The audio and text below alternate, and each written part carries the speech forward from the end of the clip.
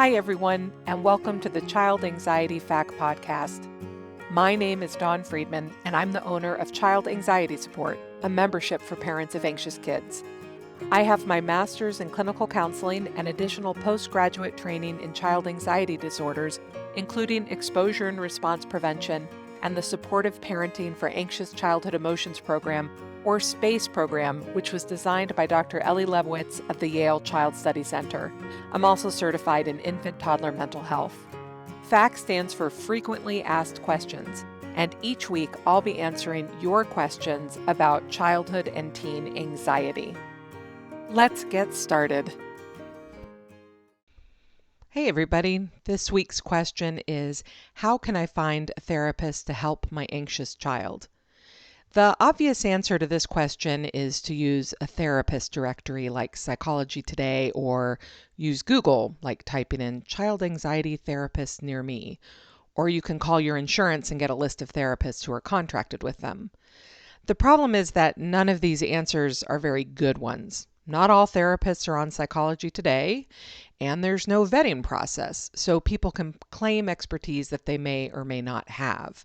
Same with Googling, plus advertisers tend to clog those results up. And finally, many therapists don't take insurance, or your deductible may be so high that you'll be paying out of pocket anyway.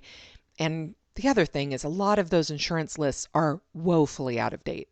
This is all to say that finding a therapist is hard, and finding a therapist who works with kids and teens is harder, and finding a therapist who works with kids and teens and who has availability and who you and your child both like is the hardest thing of all.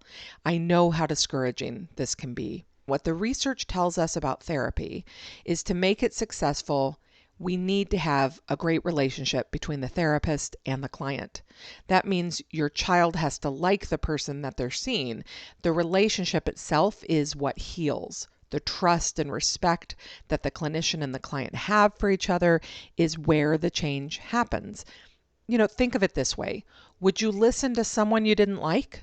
Would you share your biggest concerns, your darkest secrets, your greatest worries with someone you didn't trust?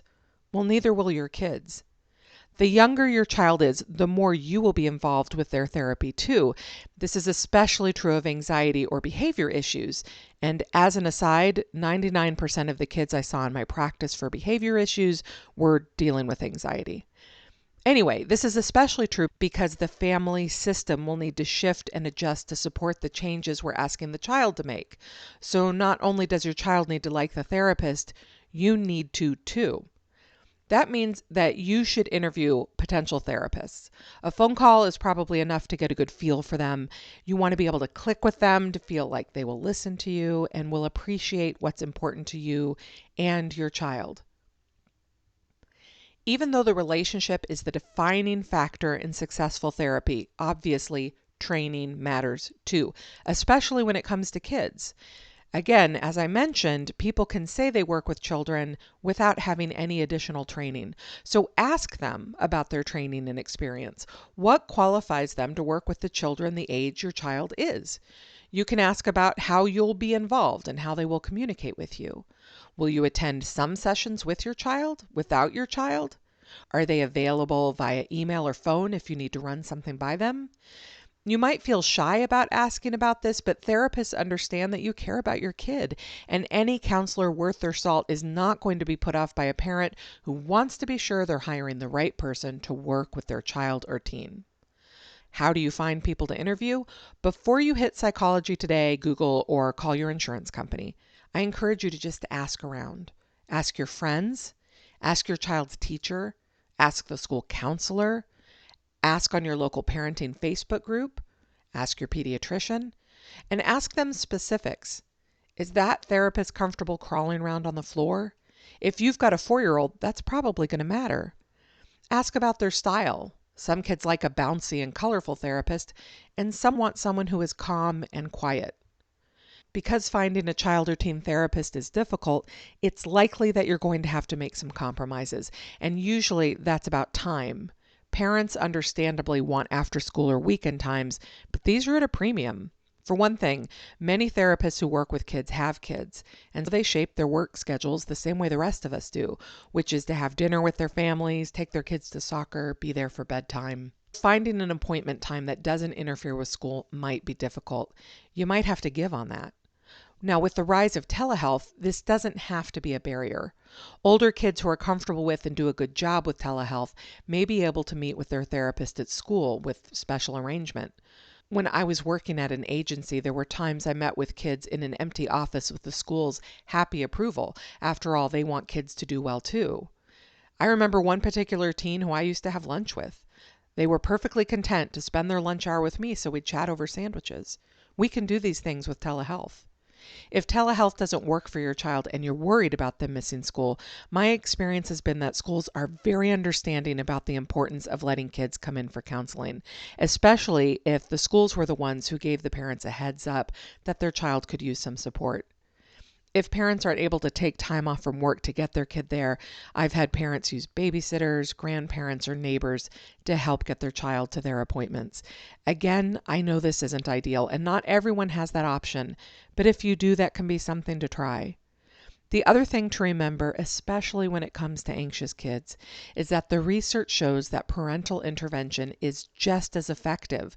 If you can't access therapy for your child right away, don't let that stop you from getting your own help. That can be a therapist yourself, particularly a therapist who understands family systems and child anxiety, and it can also be through a program like mine, which will teach you how to create a personalized program and then support you in seeing it through. If you have questions about that, please let me know. Meanwhile, while you're working on those things, you can get your child on a wait list. Many therapists who work with kids do keep a wait list, and you can just ask them, can you add me to it? And let me know when you have openings. Meanwhile, there's nothing stopping you from continuing to look around. We therapists understand that if you get into therapy with someone else before our wait list opens up, that of course you're going to take it. The other thing is, as long as you've got that therapist on the line and you're talking about wait lists and wait time, you can ask them if they have any colleagues they'd recommend. We do try to keep track of each other. It's not like we're out there battling each other for clients. We want people to be served, and if we're not able to do that, most of us really enjoy connecting people with someone who can. Thank you so much for tuning in this week. If you have a question you would like me to answer on the show, please go to childanxietysupport.com/FAQ. And if you'd like to learn more about the Child Anxiety Support membership, please go to childanxietysupport.com. The membership offers courses, live events, and community to help you design a personalized program to free your family from the trap of child anxiety.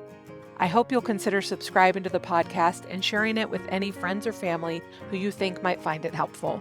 You can get more of my child anxiety content over at Instagram, where I'm Dawn Friedman, MSED, or on Facebook at the Child Anxiety Support page. Thanks again, and have a great week.